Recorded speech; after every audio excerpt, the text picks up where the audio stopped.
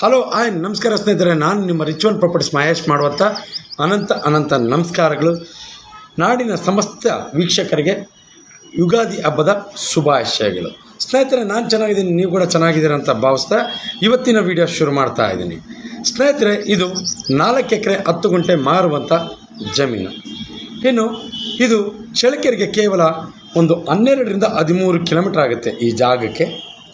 ಇನ್ನು ಈ ಕಡೆ ಚಳ್ಳಕೆರೆಯಿಂದ ಚಿತ್ರದುರ್ಗಕ್ಕೆ ಹೋಗುವ ಮಾರ್ಗದಲ್ಲಿ ಬರುವಂಥ ಅಂದರೆ ಮೇನ್ ರೋಡಿಂದ ಇಲ್ಲಿಗೆ 3 ಕಿಲೋಮೀಟರ್ ಆಗುತ್ತೆ.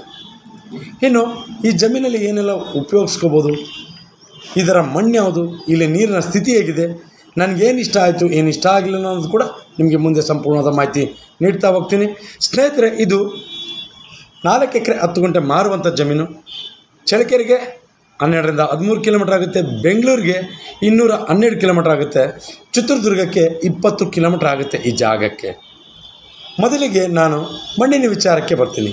ಬ್ಲ್ಯಾಕ್ ಸಾಯಿಲ್ ಆದರೂ ಕೂಡ ತುಂಬ ಸ್ಮೂತಲ್ಲಿ ಮಣ್ಣು ಮಾತ್ರ ತುಂಬ ಚೆನ್ನಾಗಿದೆ ಸ್ನೇಹಿತರೆ.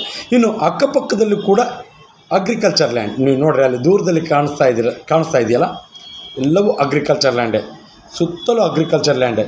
ಈ 4 ಎಕರೆ 10 ಗುಂಟೆ ಬಿಟ್ಟರೆ ಬೇರೆ ಪಕ್ಕದಲ್ಲೆಲ್ಲವೂ ಕೂಡ ಅಗ್ರಿಕಲ್ಚರ್ ಲ್ಯಾಂಡ್ ಮಾಡಿಕೊಂಡು ಪಕ್ಕದಲ್ಲಿ ಶೆಡ್ ಹಾಕ್ಕೊಂಡು ಕೂಡ ಜೀವನ ಮಾಡ್ತಾಯಿದ್ದಾರೆ.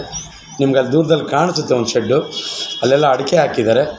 ನೀರಿನ ಸ್ಥಿತಿ ಈ ಭಾಗದಲ್ಲಿ ಯಾವುದೇ ರೀತಿ ತೊಂದರೆ ಇಲ್ಲ, ನೀರು ಮಾತ್ರ ತುಂಬ ಚೆನ್ನಾಗಿದೆ.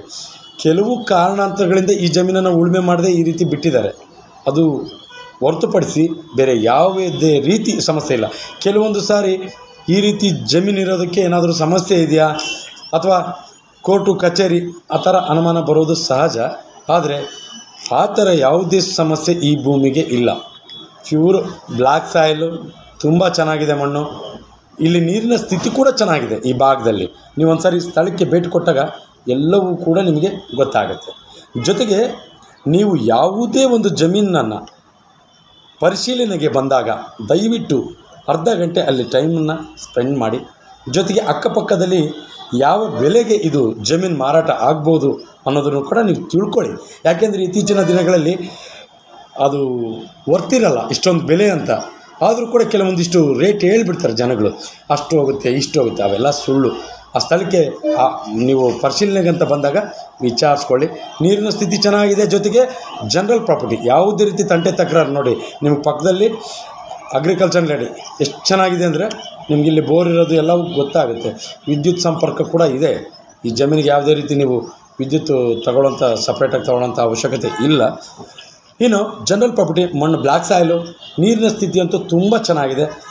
ಜೊತೆಗೆ ದಾರಿ ಇನ್ನೊಂಚೂರು ದೊಡ್ಡದಾಗಿರಬೇಕಾಗಿತ್ತು. 12 ಅಡಿ ದಾರಿ ಇದೆ, ನಕಾಶೆ ರೋಡ್ ಇದೆ.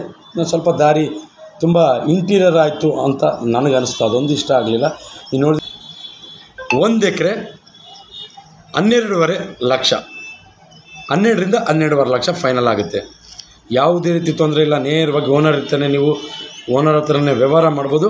ನಾನು ಮತ್ತೊಮ್ಮೆ ಹೇಳ್ತಾ ಇದ್ದೀನಿ, 1 ಎಕರೆ 12ರಿಂದ 12.5 ಲಕ್ಷ, ಅದರ ಮಧ್ಯಭಾಗದಲ್ಲಿ ವ್ಯವಹಾರ ಆಗುತ್ತೆ. ನಿಮಗೇನಾದರೂ ಇಂಟ್ರೆಸ್ಟ್ ಇದ್ದರೆ ಈ ಕಡೆ ಕೆಳಗಡೆ ನಂಬರ್ ಡಿಸ್ಪ್ಲೇ ಆಗ್ತಾ ಇರುತ್ತೆ, ಕಾಂಟ್ಯಾಕ್ಟ್ ಮಾಡಿ ಅಂತ ಹೇಳ್ತಾ